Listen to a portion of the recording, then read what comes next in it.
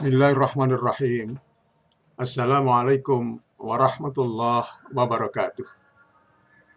Alhamdulillahirabbil alamin wa bihi nasta'inu ala umuri dunya waddin. Wassalatu wassalamu ala asyrafil mursalin nabiyyina Muhammadin wa ala alihi wa ashabihi ajma'in.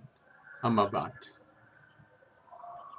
Bersyukur kepada Allah Subhanahu wa taala kita bisa bertemu kembali dalam lanjutan kajian kita dari kitab Khamsuna Wasail Litus'ida Nafsaka wa Mujtama'aka, atau kajian tentang jalan-jalan kebahagiaan.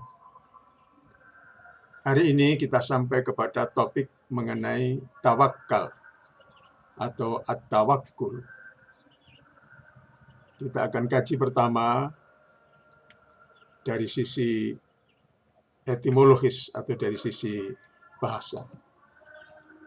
Tawakal itu dalam bahasa Arab itu akar katanya adalah wakala yakilu waklan. Wakalal amro ila ahadin artinya menyerahkan urusan kepada seseorang. Dan wakala yuwakilu taukilan, dari sini lahir kata wakil yang sudah menjadi bahasa kita, bahasa Indonesia. Jadi wakala yuwakilu artinya mengangkat seorang wakil. Nah, dari wakala dan wakala ini kemudian lahir juga kata tawakkala, ya tawakkalu tawakkulan. Ya, tawakkala 'ala Allah. Ini artinya menyerahkan urusan kita kepada Allah atau berserah diri kepada Allah. Dan sudah menjadi bahasa kita tawakal. Ada satu kata lagi yang perlu kita cermati. Kalau tadi tawakkala, ini tawakala. Jadi wawunya panjang. Tawakala, ya tawakalu. Tawakulan. Kalau tawakalal qaumu, itu artinya saling menyerahkan urusan kepada orang lain. Ya. Artinya tidak ada yang mau ambil tanggung jawab. Ya. Masing-masing menyerahkan kepada orang lain. Itu tawakal. Ya. Cuma sudah menjadi bahasa Indonesia ya tawakal. Itu maknanya diambil dari tawakal. Meskipun dalam praktek ada juga yang sebenarnya melaksanakan tawakala, bukan tawakkala. Baik. Kita lanjutkan sekarang kajian terminologisnya. Apa arti dari tawakal itu secara terminologis? Ya. Bisa kita ambil definisi dari para ahli. Ya. Tawakal adalah bersandar kepada Allah dengan kepercayaan penuh dan keridhaan kepadanya dalam menjalankan suatu perkara, baik itu menyangkut urusan dunia maupun urusan akhirat, tapi disertai dengan usaha atau ikhtiar sekuat tenaga. Ada satu ungkapan di dalam bahasa Arab, sirrut tawakkuli wa haqiqatuhu wa i'timadul qalbi 'ala Allahi wahdah. Rahasia dari tawakal itu, dan ini sekaligus merupakan hakikatnya, adalah penyandaran atau ketergantungan hati kepada Allah SWT, bukan kepada yang lain. Jadi tawakal itu hanyalah kepada Allah Subhanahu wa ta'ala.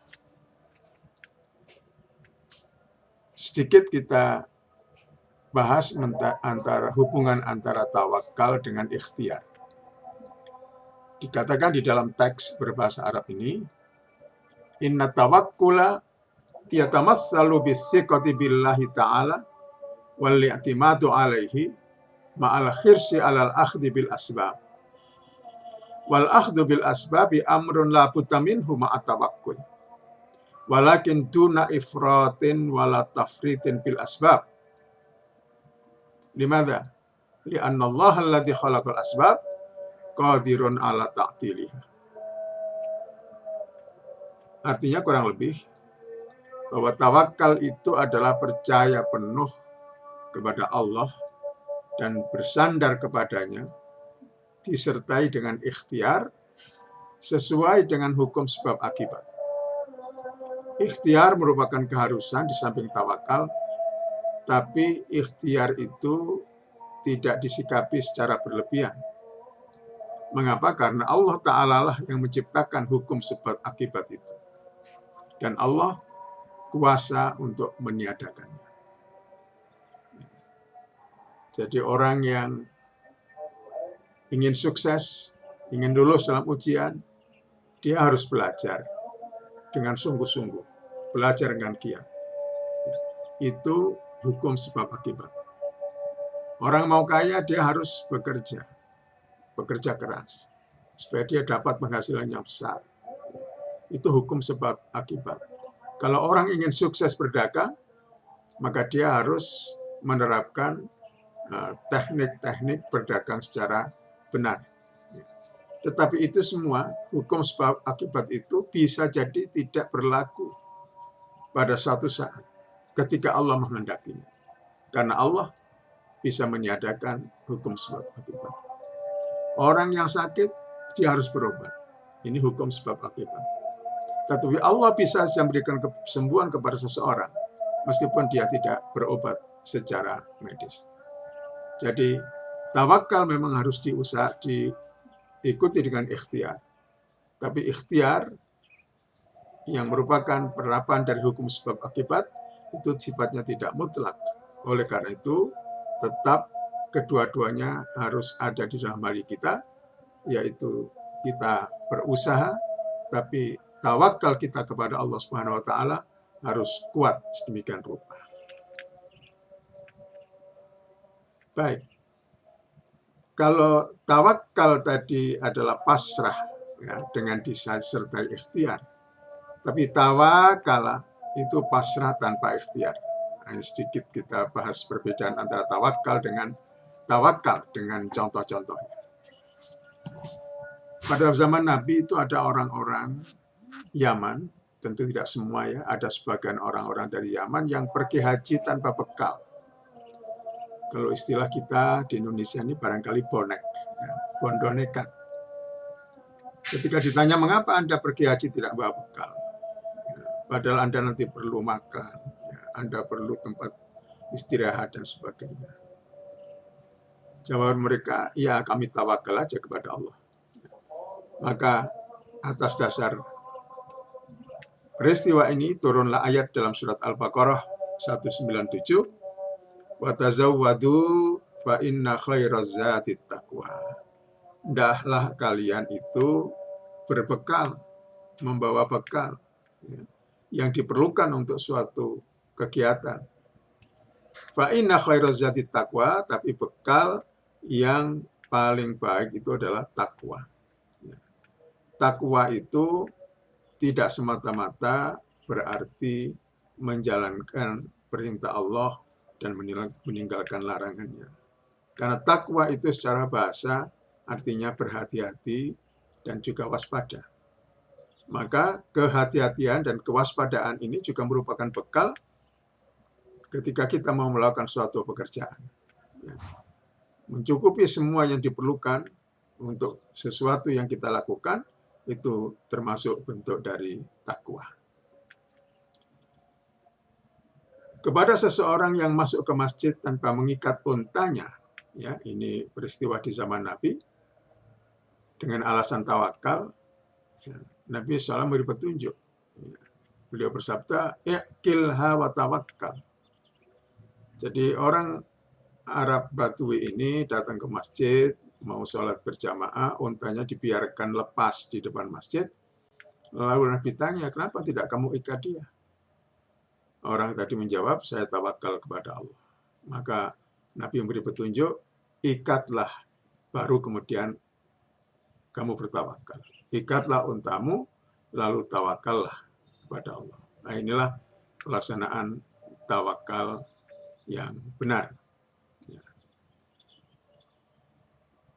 Kita akan coba mencari ayat-ayat Al-Quran yang berkaitan dengan tawakal.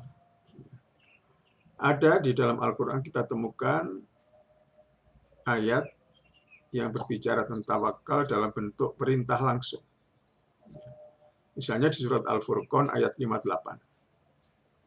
Allah berfirman, "Wa tawakkal 'alal hayyil ladzi la yamutu wasabbih bihamdihi wa kafa bihi bi dzunubi ibadihi khabira." Bertawakallah kamu. Ini perintah langsung ya. Bertawakallah kamu kepada Zat yang maha hidup dan tidak akan pernah mati. Wasabbih bihamdihi, dan bertasbihlah dengan memujinya. Wa kafa bihi bi dzunubihi ibadihi khabira. Dan Allah itu maha mengetahui dosa-dosa yang dilakukan oleh hamba-hambanya. Jadi terhadap dosa-dosa yang kita lakukan, kita bertawakal kepada Allah tentunya dengan kita berharap ampunannya. Kita berharap permaafannya. Kita terus beristighfar, kita terus bertaubat. Dan setelah itu kita tawakal kepada Allah dengan suatu harapan besar bahwa Allah akan mengabulkan permohonan kita. Kemudian di dalam surat Asy-Syu'ara ayat 217, ini juga secara langsung Allah memerintahkan wa tawakkal 'alal azizir rahim. Bertawakallah kamu kepada Zat yang maha perkasa lagi maha pengasih.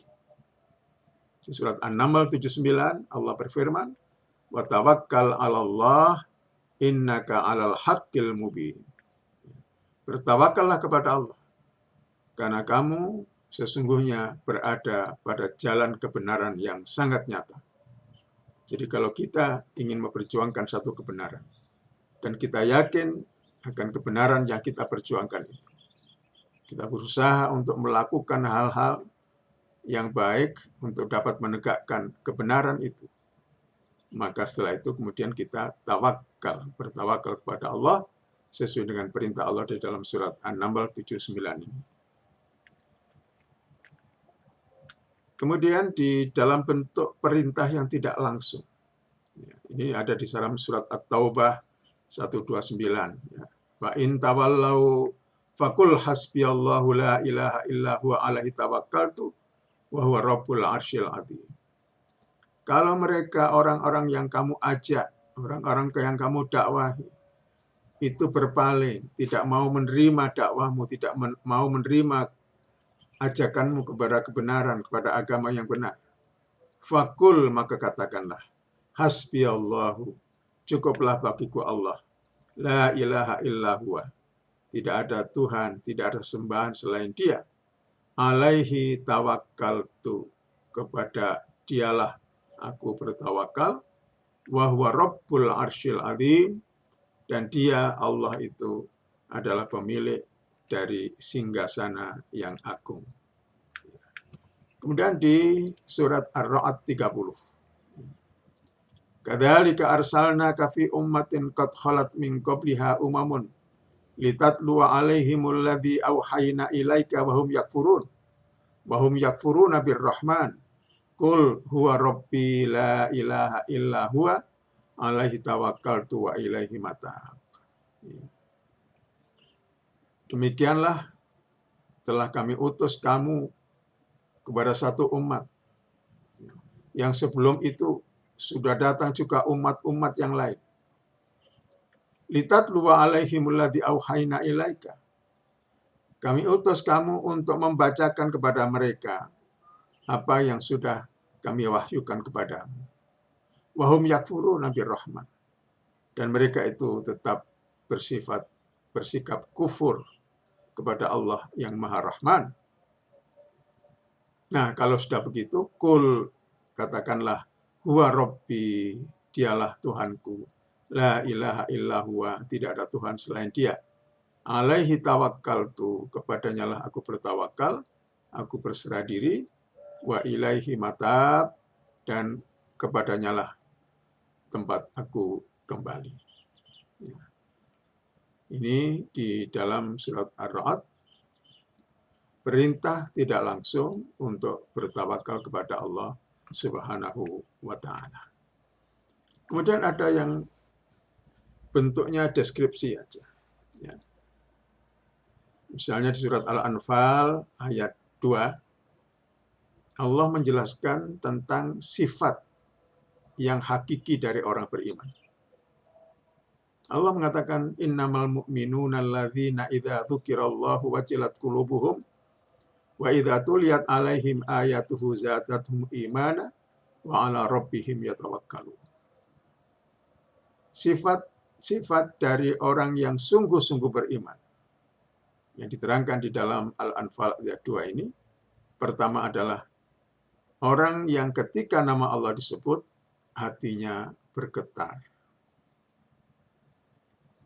Yang kedua, idza tuliyat alaihim ayatuhu, kalau dibacakan kepada mereka ayat-ayat Allah, zadathum imana, iman mereka bertambah kuat.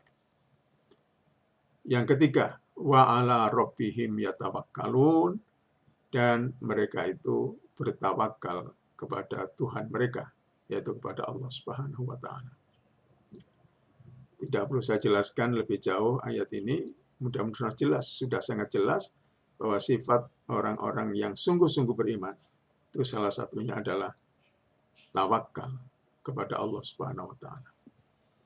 Di ayat yang lain surat An-Nahl 4142 Allah berfirman, walladzina hajaru fillahi min ba'di ma dzulimu lanubawwi annahum fid dunya hasanatan wal ajrul akhirati akbaru law kanu ya'lamun alladzina sabaru wa ala rabbihim yatawakkalun. Dan orang-orang yang sudah berhijrah di dalam Allah, min ba'di ma dzulimu, setelah mereka dizalimi, lanubawi annahum fid dunya hasanah, maka kami akan tempatkan mereka itu di dunia ini di tempat yang baik. Wala ajrul akhirati akbar, dan juga pahala di akhirat yang lebih besar. Lau kanu ya'lamun, andai kata mereka itu mengetahui. Siapa mereka itu? Siapa mereka yang di dunia disediakan tempat yang baik dan di akhirat juga diberikan tempat yang lebih baik? Yaitu alladzina sabaru, orang-orang yang sabar, wa ala rabbihim yatawakkalun, dan orang-orang yang bertawakal. Jadi dari ayat-ayat yang kita baca dalam Al-Quran ini, kita memperoleh pemahaman betapa pentingnya sikap tawakal kepada Allah Subhanahu wa Ta'ala. Karena pada dasarnya manusia itu tidak punya kemampuan jika tidak diberikan oleh Allah atas kehendaknya. Maka kita mengucapkan la haula wala quwata illa billah. Masih soal tawakal dalam Al-Quran, dalam bentuk pernyataan. Yang kedua, ketiga tadi deskripsi. Jadi yang pertama perintah langsung, kedua perintah tidak langsung, ketiga deskripsi. Yang ketiga ini pernyataan. Surat Asy-Syura ayat 10. Wa makhtalaftum fihi min syai'in fahukmuhu ilallahi dzalikumullahu rabbi alaihi tawakkaltu wa ilaihi unib. Apa yang kalian perselisihkan di dalamnya tentang sesuatu, maka hukumnya diserahkan kepada Allah. Dzalikumullahu rabbi. Ya. Itulah yang diperintahkan oleh Tuhan, ya, diperintahkan oleh Allah. Ya. Alaihi tawakkaltu wa ilaihi unib. Ya, dalam hal ini aku berserah kepada Allah dan kepada Allah lah aku kembali. Ya. Jadi kalau kita mengambil pelajaran dari ayat ini, ketika kita menghadapi perbedaan pendapat dengan seseorang, atau kita melihat ada dua orang yang berbeda pendapat, kadang-kadang demikian kerasnya, maka sikap kita adalah mengembalikannya kepada Allah. Fa hukmuhu ilallah. Kita kembalikan ya, urusan itu tentang kebenaran yang sejatinya itu kepada Allah, dan disitulah kita bertawakal, ya, kita serahkan kepada Allah. Kemudian satu lagi di surat At-Tolak, pernyataan, waman yatawakkal 'alallahi fahuwa hasbuh, innallaha balighu amrihi, qad ja'alallahu likulli syai'in qadra. Barang siapa yang bertawakal kepada Allah, maka cukuplah itu baginya. Sesungguhnya Allah lah yang akan menyampaikan hasil dari apa yang menjadi urusannya itu.